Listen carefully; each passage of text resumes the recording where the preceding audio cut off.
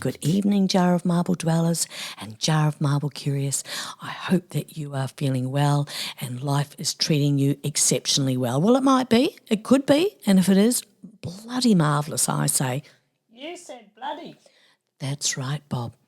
I've been thinking I'd like to call you something new.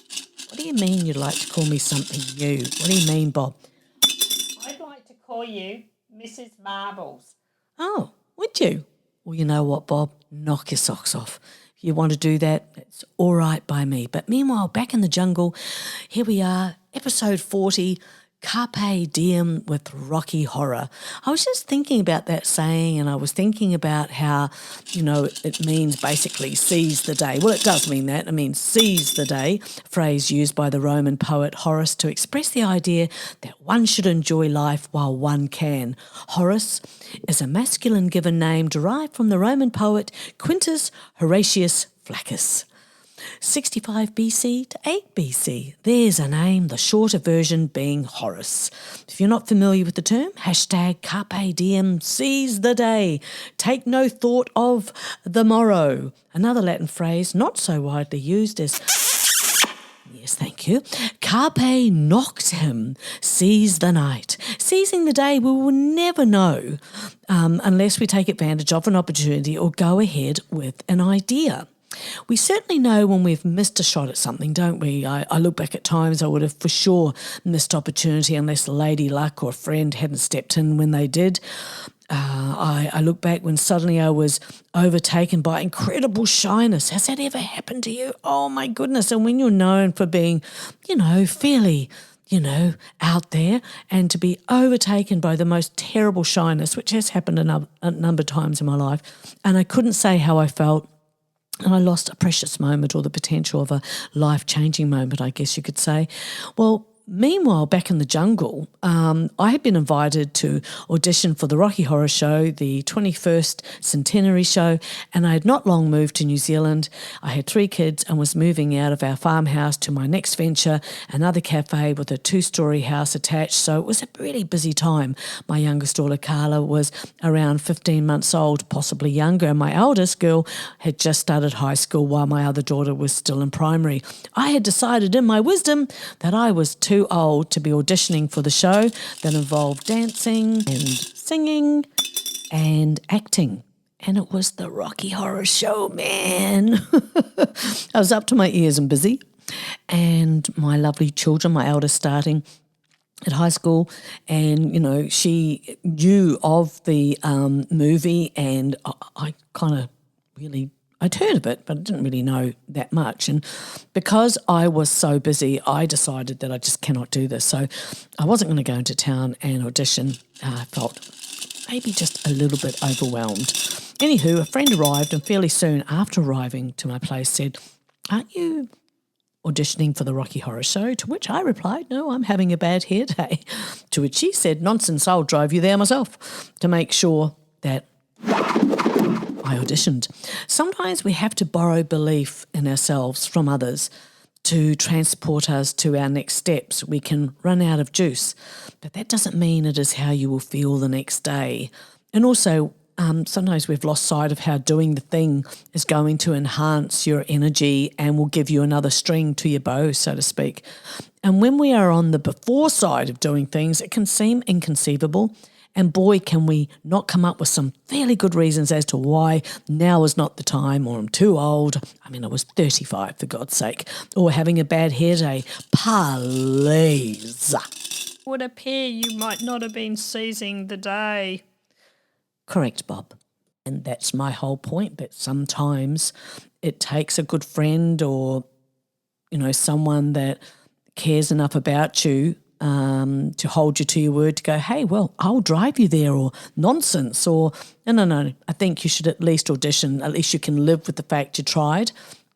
So it's quite interesting when you peel back, different things in your life where you go, yeah, that wouldn't have happened if that hadn't happened. I mean, every single one of us knows about that. So off I trotted to the auditions, and I was auditioning for Magenta, and I've got to say it was fairly overwhelming. There were people who'd come from all over New Zealand, Australia, and all over the place. And so there were auditions for Magenta singing, Magenta dancing and acting. There were trials with her prospective brother, Riff Raff, acting, singing and dancing to see if the sexual tension would transfer to the audience.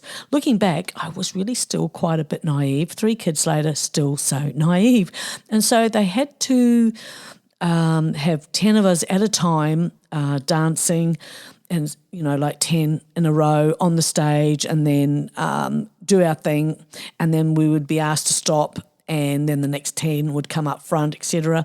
And this went on for a period over the entire weekend. That's how many people auditioned. And we were told, if you forget the dance moves, improvise, which was music to my ears because I had no formal, dance training at all. So, yes, I had to improvise. The 1, 2, back 3, 4, then this and that sounded like blah, blah, blah to me. Made no sense, so I improvised. And the general opinion was, I was told later, that clearly she can dance, so I was in.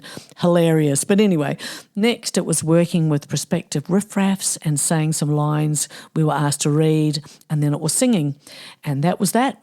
They were auditioning over the entire weekend, as I said, and we were told to come back Sunday evening, and if our number was on the glass door, then we were through.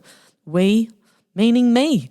And yes, I was given the role of Magenta, also doubling as the usherette singing the opening closing song, Science Fiction, while lip-syncing with a set of juicy red lips on the stage.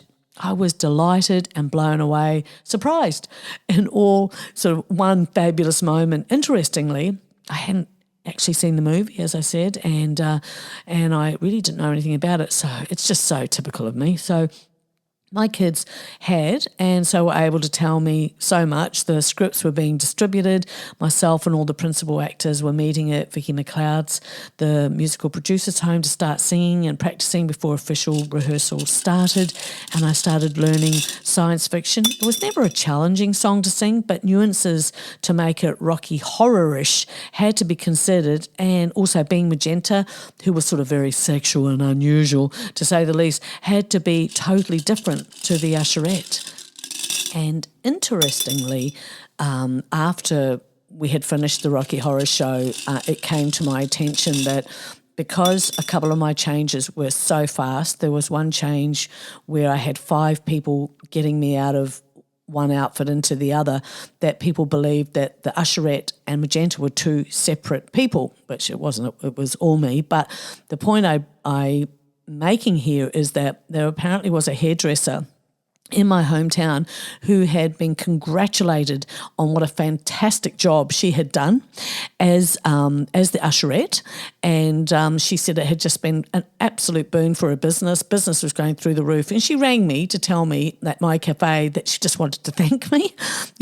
but it's like, so bloody typical, because apparently, you couldn't sound that different, and it's just something that I was able to do, but it never really reached me in terms of someone else ended up getting all the praise. I thought, that's bloody great, isn't it? But anyway, moving on, and that's just how it goes, isn't it, sometimes?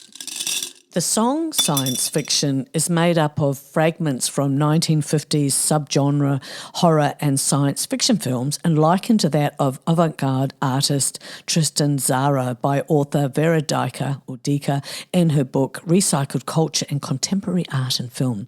Tzara would construct poems by taking snippets of words from newspapers and placing them into a bag to randomly draw from and arrange.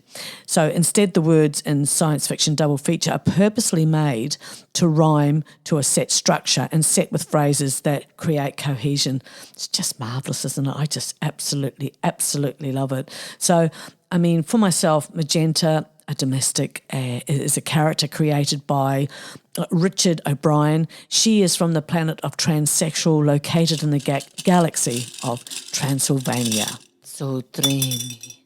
Oh, fantasy, free me! Miss Marbles, Yes, Bob. think you would have been terribly sexy. Oh, look, I was ridiculously sexy, Bob. And because I was running a business full time. It was a 7-day business, opened up at 5:30 in the morning because I had a delivery van connected to my business. So it was up early to make all these bacon and egg rolls that went into the industrial areas in the morning while I had my baby on my hip, and the girls would help out while they're getting ready for school. And then the cafe would then run as a restaurant by night. So it was a really busy business. And in the middle of that was doing the Rocky Horror Show. And I think, to say that I was really busy, I wasn't inventing it. I wasn't, just saying it was still the running of a home, the raising of children, and applying myself to the Rocky Horror Show. In the end, we were having 12-hour rehearsals because it had to be bang on, obviously, for when the show was going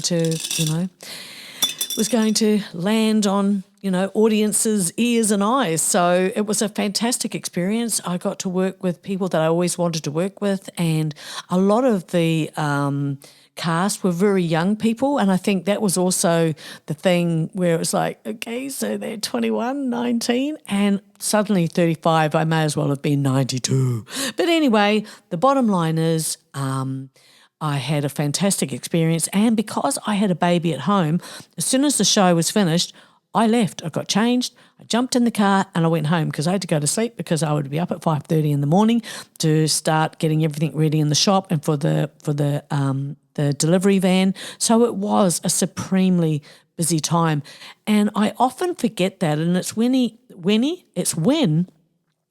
I start fleshing it all out and I start remembering all that I was doing at that time. And there was more. I was doing more than that as well.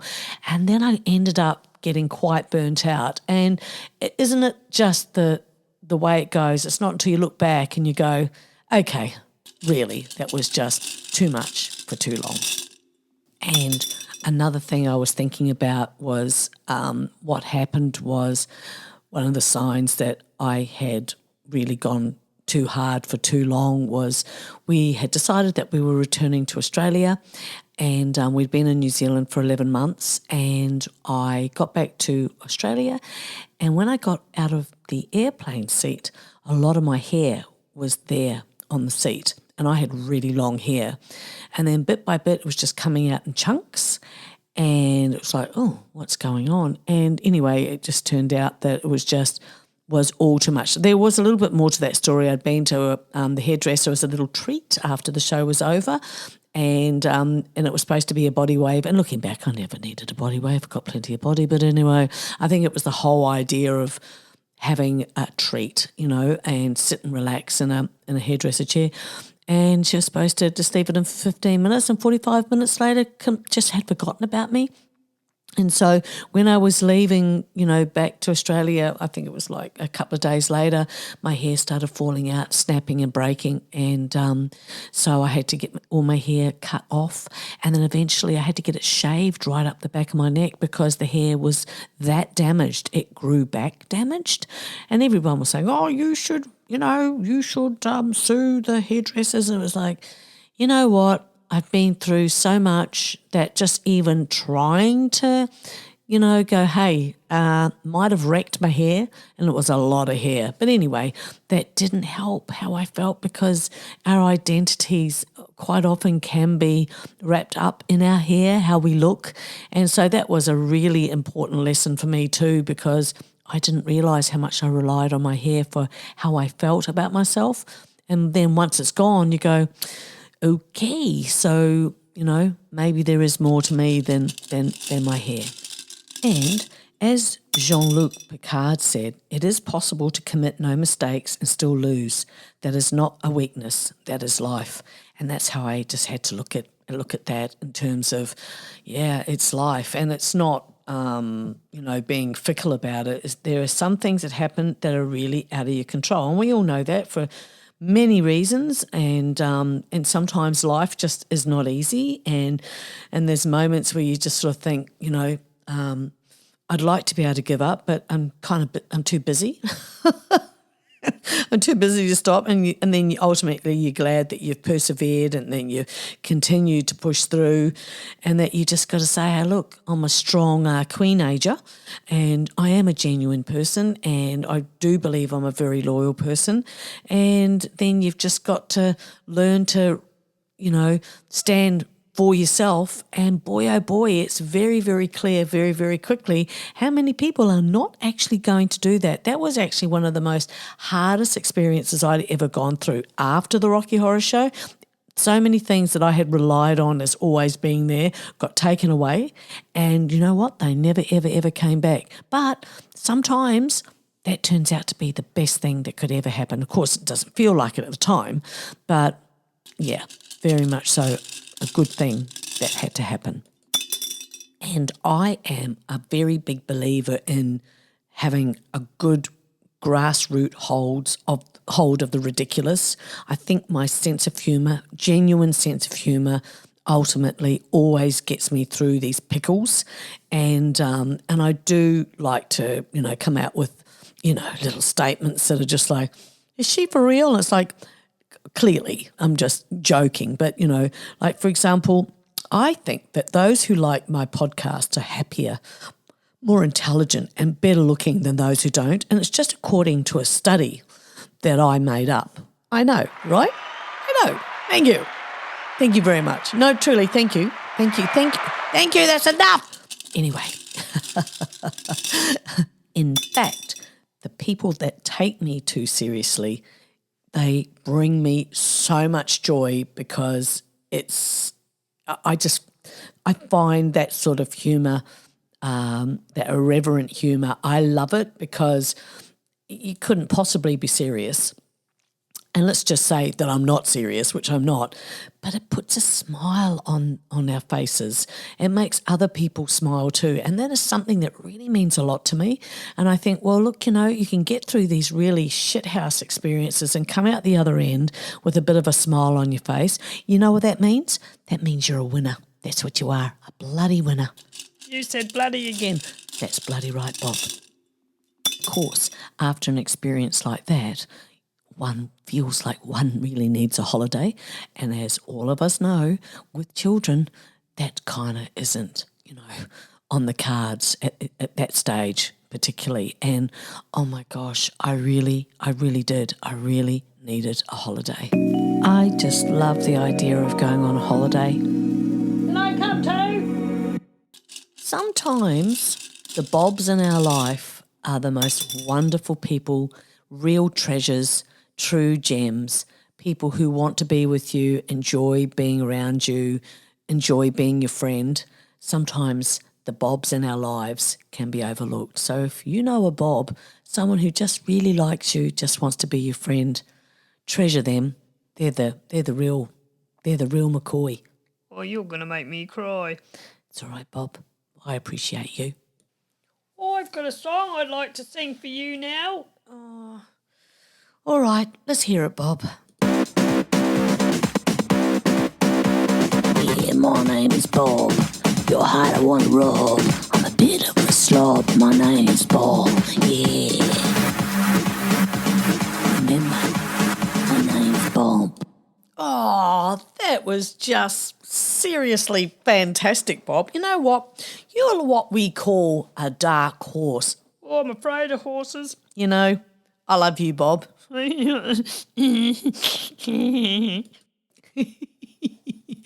Oh, it's all right, Bob.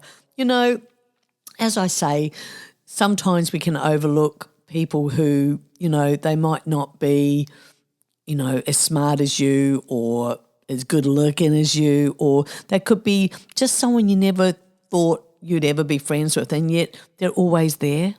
In one way or another, they remind you that they're there. And they are the special people. They really are the special ones. And I think when you've lost people in your life, or you can see that you're losing people in your life, it's a very, very hard situation to go through. And sometimes it's the Bobs. It is the Bobs that get you through. Yep, no doubt about that. And I'm looking at the time, and I think the podcast is coming to a bit of an end. It's always lovely that you come. I really enjoy it. I love the whole idea of thinking about something to talk about, the whole business of putting it down and playing around with little side effects and just having fun. I hope that translates to you, to your ears and to your imagination. I am thinking definitely about going on YouTube, doing the whole video vlogging thing, and certainly giving that a shot, but won't be for a while yet.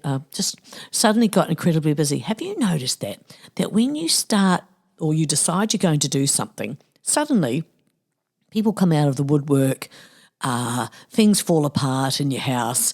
Like in my case, suddenly this leak has developed, and now we're having to have all that checked out. I'm probably going to get a hole in one of the walls to find out where the leak's coming from. And all I wanted to do was get my house recarpeted for the first time in 3 million years, but it's turned into a bit of a thing. So I guess what I'm trying to say is that it's being grateful with what we have and who we are and who we know. I'm certainly grateful for you and taking the time to come and listen. And when you leave comments, that's just, you can't even imagine how touching that is for me. I thank you from the bottom of my heart.